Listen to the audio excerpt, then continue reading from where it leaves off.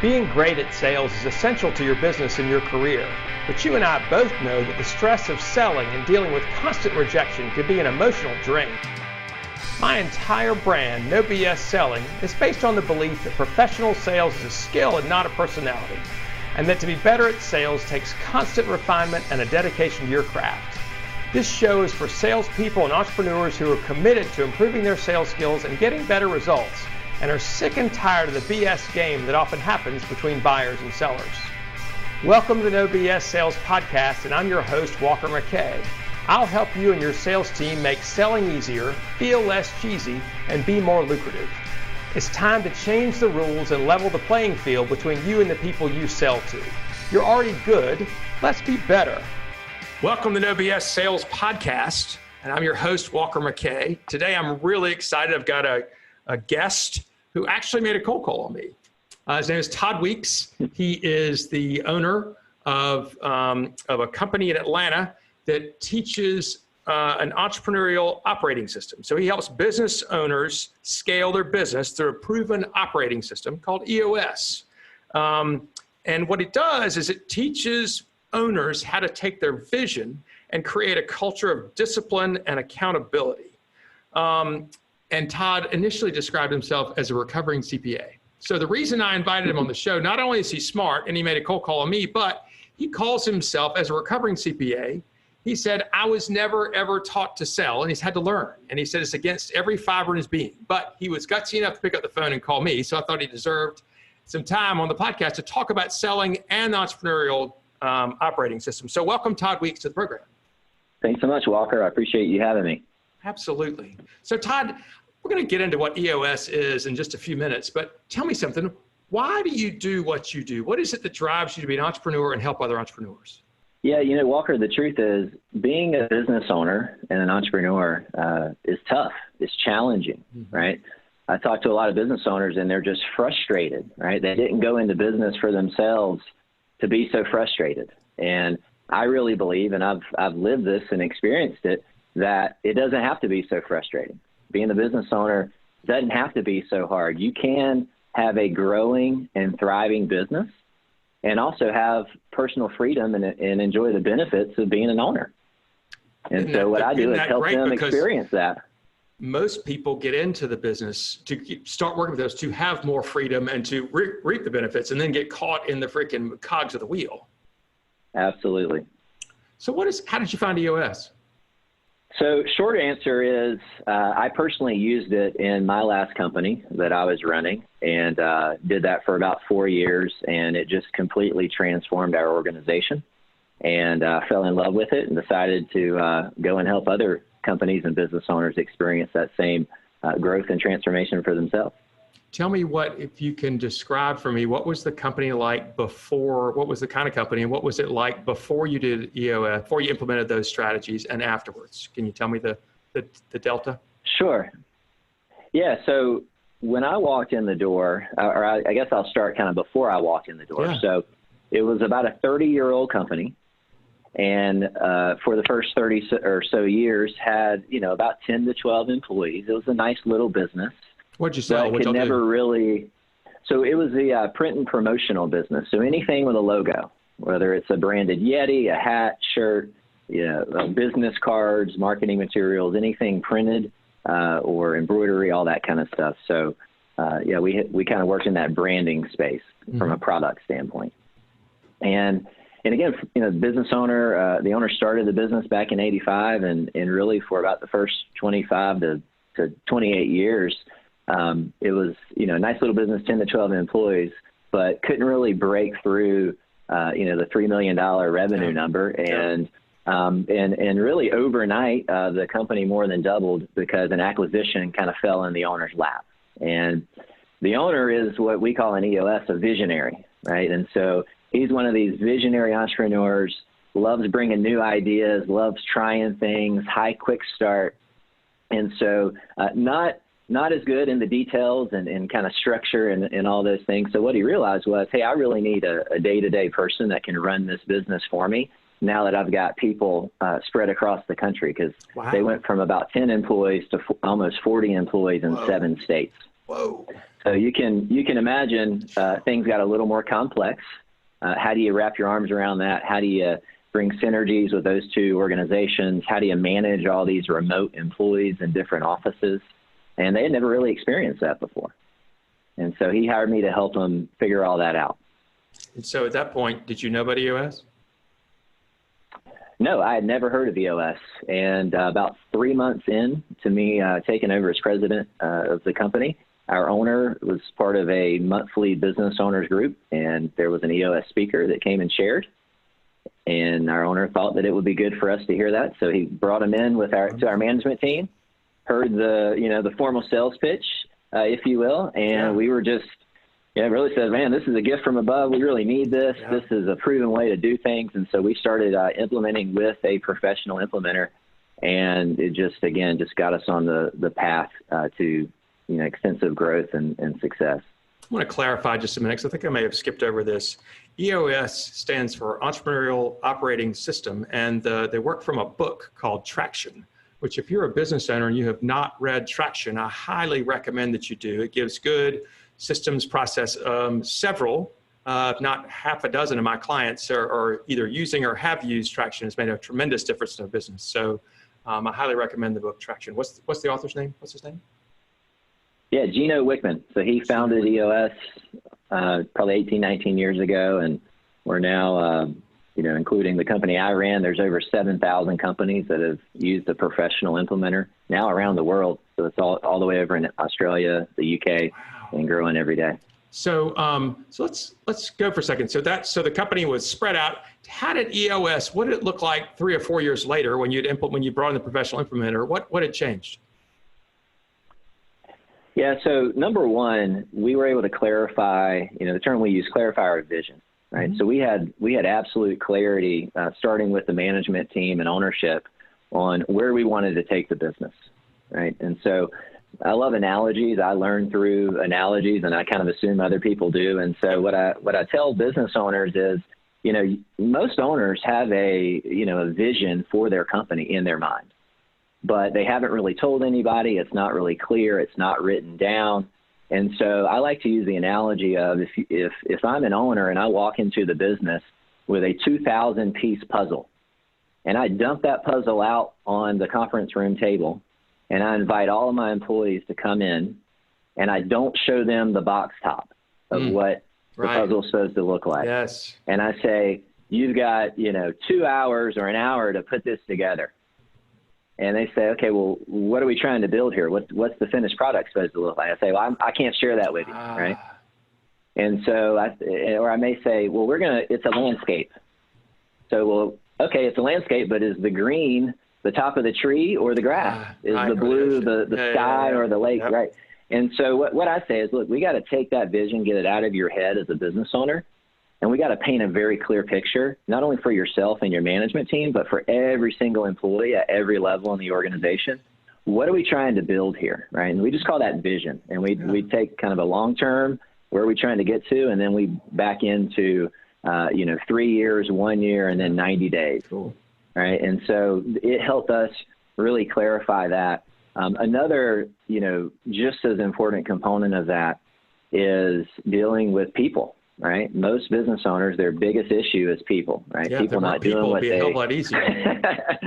Right. And I always, when I'm talking to people, I say I've yet to implement EOS in a company that was run by robots, but maybe that'll happen one day. Right. But when you're dealing with people, you really have to have the right people in the right seats. And that comes probably from, if you read the book, Good to Great, Jim Collins. Jim Collins, yeah. And so I always say, it's a great book and great concept, but, Walker, I don't know about you, but when I read it, he didn't tell us who are the right people and what are the right seats for my unique company. And it's interesting. He didn't tell us how, right? He told us what, but not how, and didn't make it specific. That's right. And so what EOS did for our organization is it gave us some very tangible tools to objectively define who are the right people for our company and what are those right seats. Mm-hmm. And so it took a lot of the subjectivity around people management and accountability out of it.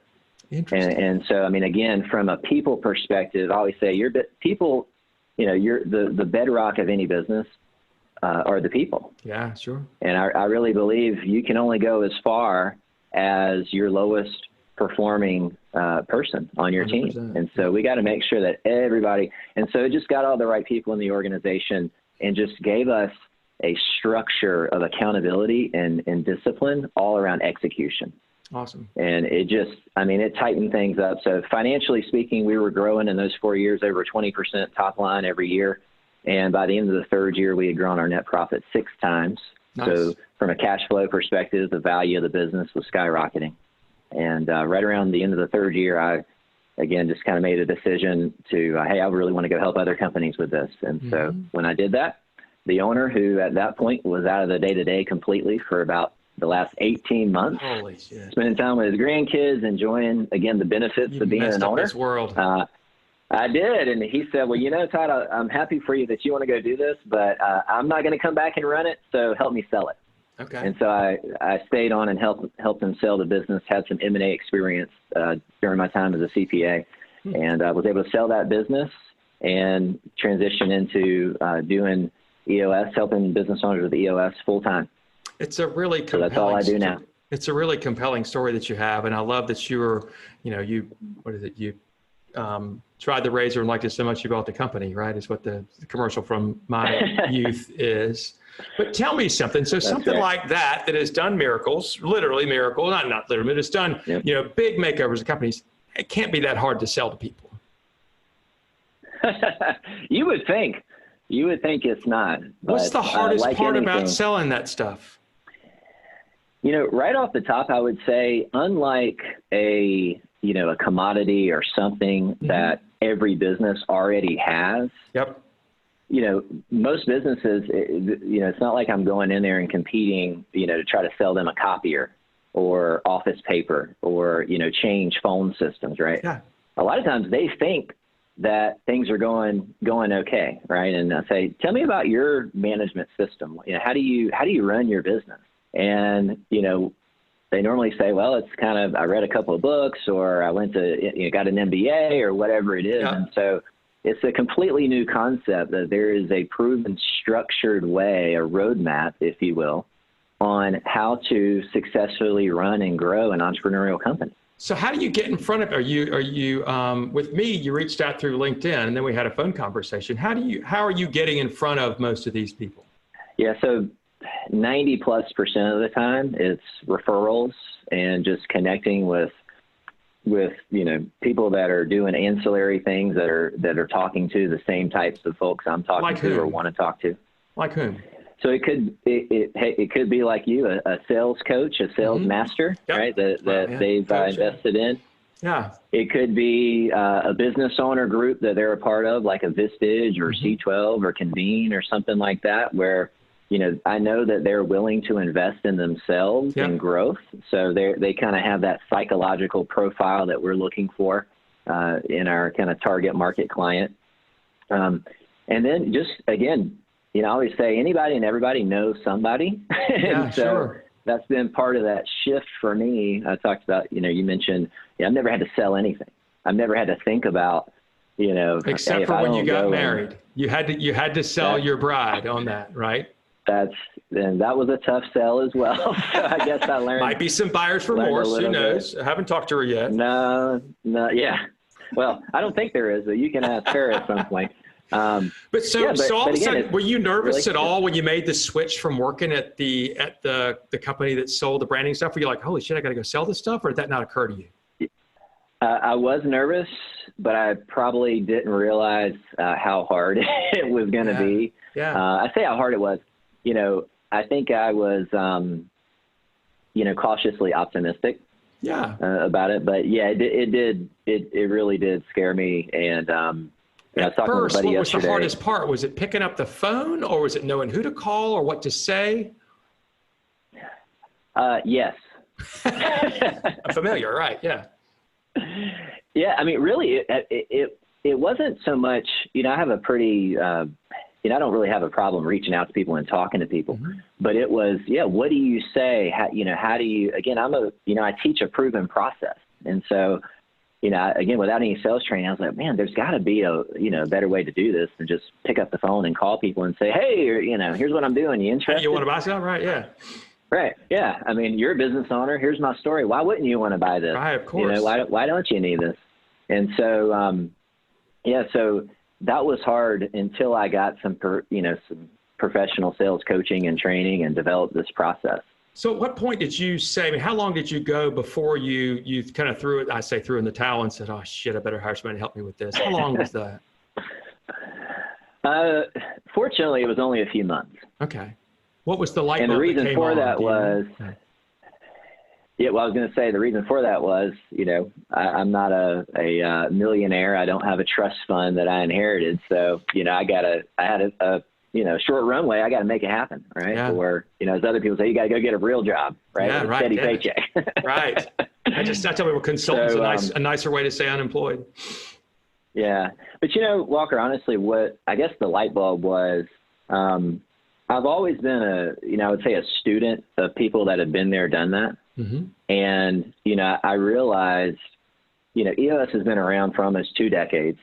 There's a couple of hundred people that are doing this and doing it very successfully as their full-time profession. And so I said, why don't I try to find out, learn from them. What did they do? How are they having success? Mm-hmm. And, EOS Worldwide does provide some support with that, but I just felt like I really needed to invest in more, right? If I was really going to make this work. And so it was, again, fortunate as a few months in and kind of invested in that coaching and training. And how'd you honestly, find without that, I'd probably that? be doing something else. How would you find that? How'd you find your coach? Yeah, so within the EOS implementer community, there was, talked to a couple of people who had used this particular coach and had great success with it. And so it's just a natural referral over to him. What surprised you the most when you were learning how to sell? What was different than you expected? I guess, I came into, I'll call it just the selling, world of, I just thought if you had a great personality and could carry on a conversation with anybody, then you could sell it. Yep. And, what he taught me, and it's subsequent to obviously listening to your podcast and reading different books, is, I really believe anybody, for the most part, if they can learn and follow a process, then they can learn to sell. And so that's what he taught me was it's to me, selling is very logical. Now you have to be able to pivot and transition based on conversations. But, it's all about, answering that question to then help, me answering the question of, can this person help me? Yeah. That's right. Really the heart of what he taught us was, can this person help me? And so that's what I really try. I try to go deep in initial conversations and just, build that trust. And, it also helps that I'm very passionate because I believe with every fiber of my being that EOS can help any business owner if they're open to changing and want to grow. Yeah. And so, so tell me about a time that you were sitting in front of, well, how long is your sales cycle? Is it 2 calls, 3 calls, 1 call? Generally. Best case scenario, what we try to do is 1 call, and then we schedule what we call a 90-minute meeting, which is our presentation. Mm-hmm. So, and then I always say, hey, after that 90-minute meeting, you're going to know with a pretty affirmative yes, or you're going to say, no, this isn't for us. So you do. Now, that doesn't mean you always get a yes or a no. Right. All right. So let's talk about that for a second, because you and I have talked about this before, and we have the same philosophy on this. In both of our minds, a sales call ought to end in a yes or a no at the end of the meeting, right? Isn't that what your sales coach taught you? Yeah. And anything less than that, like a maybe, or let me think it over, or why don't you call me in a week? What has been your experience that really means most of the time? Yeah, most of the time it means they're not interested, they're not serious. Maybe 1 out of 10, if that, where they, there's an objective reason. Yeah. But yeah, most of the time it's, I took your call because, our mutual friend said I should talk to you, but it's just not.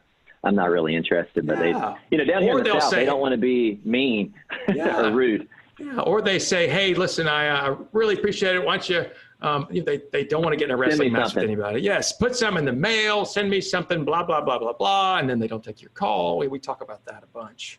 Yep. So how often, so you say 1 out of 10 comes back. I probably have had the same experience. What I tell people is I wish it was 10 out of 10 that did not become clients, because then I wouldn't feel bad about just calling it a no and moving on, right? Because there's always that chance, and it's that chance that kills salespeople. Oh, let's just get one more.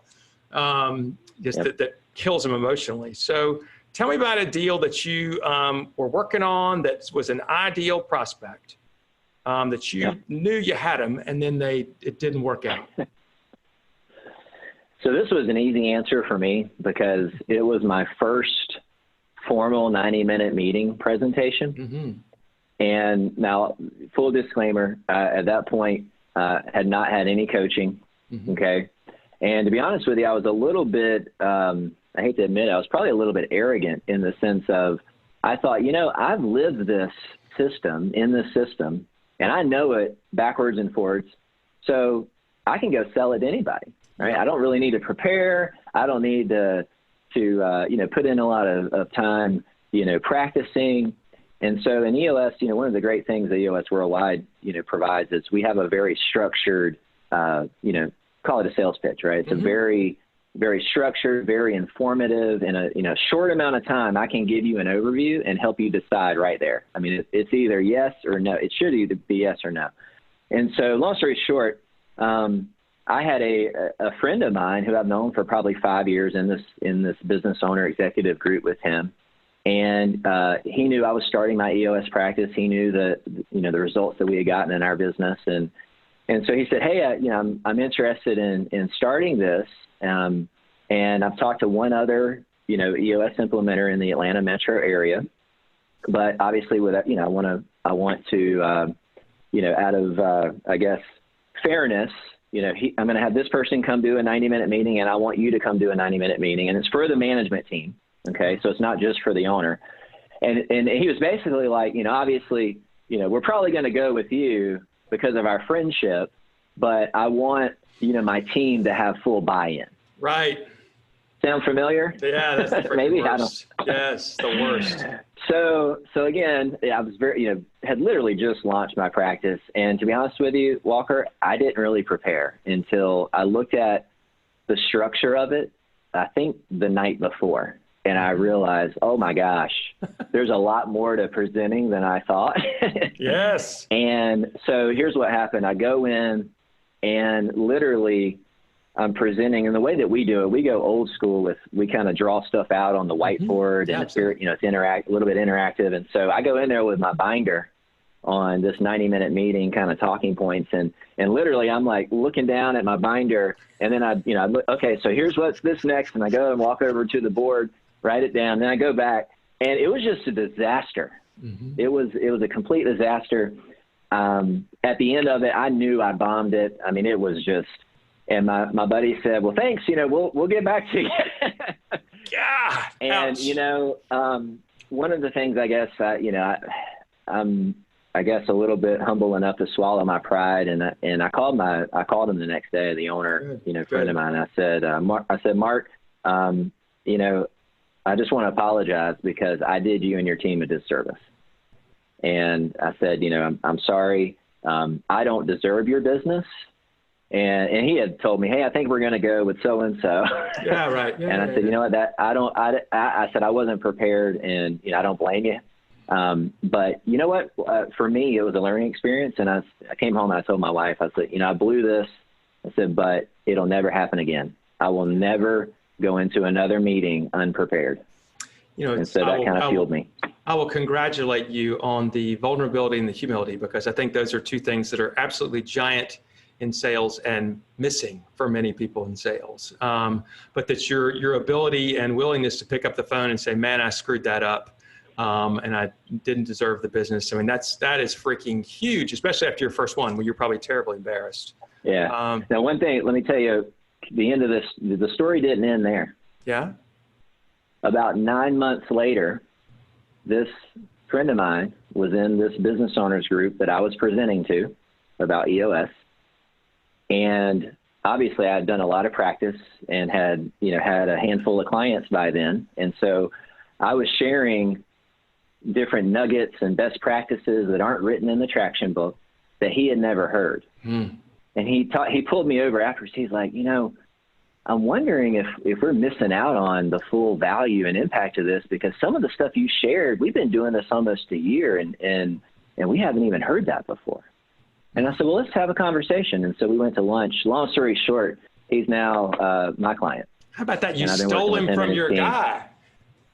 You stole him from your guy. How about that? Good for you. So, did you have to call your buddy or not your buddy? Did you have to call the other implementer and say, sorry, I'm stealing your client, or did your client let him know? Yeah, I kind of did this, are you calling him or am I calling him? Because somebody's got to tell him. And I ultimately talked to him. And, the reality is, just like you may not be the right fit for every client out there, I'm not, right? And so that's, it happens. So we're all good. Can I tell you some things that I've learned today and maybe it's stuff that I knew, but it was a nice reminder, was number one, what you said, and I love the way you said that selling is not just about passion and personality. And I could not agree more. I was raised to believe, or not raised to believe, but when I got into sales initially, I thought it was all about passion and personality. And quite frankly, those things are important, but not so much to use them, but as to speak, but to use them to listen and to ways is helping get information from people and to help them understand. And number two, you reinforce the power and importance of following a system, because sales is and can be a very logical process if you follow it. However, if you don't see a system, it's winging it every time. And among the problems with that are that you can't repeat your success, but your failures will multiply as they go along. So 100% agree with that. Well, Todd, how would somebody find you, get in touch with you if they wanted to find out about you and talk to you what you do? Sure. So they can find me on LinkedIn, Todd Weeks, TODD, WEEKS, or they can go to my website, tractionfocused.com. So that's TRACTIONFOCUSED.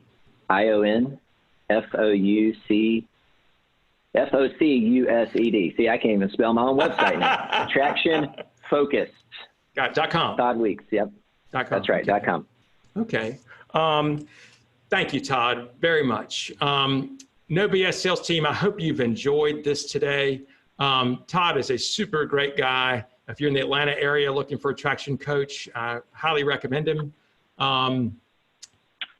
Please rate and review this podcast. Share it with other people if you find things that are useful or helpful, that are helpful to you. As well, I am doing a lot more one-on-one coaching. If you're interested in one-on-one sales or business coaching, primarily sales, entrepreneurial coaching, pick up the phone and call me. Let's see if I'd be the right fit. Not right for everybody, but if you're trying to grow a sales team or you need to put together a sales organization, maybe not ready for team training yet, I would suggest we start with you. My phone number is 803-917-2817 or my email, walker@walkermckay.com. I appreciate you guys very much. Todd, thank you so much for being on the show, and I wish you the best of luck. Thanks, Walker. Take care. You're welcome.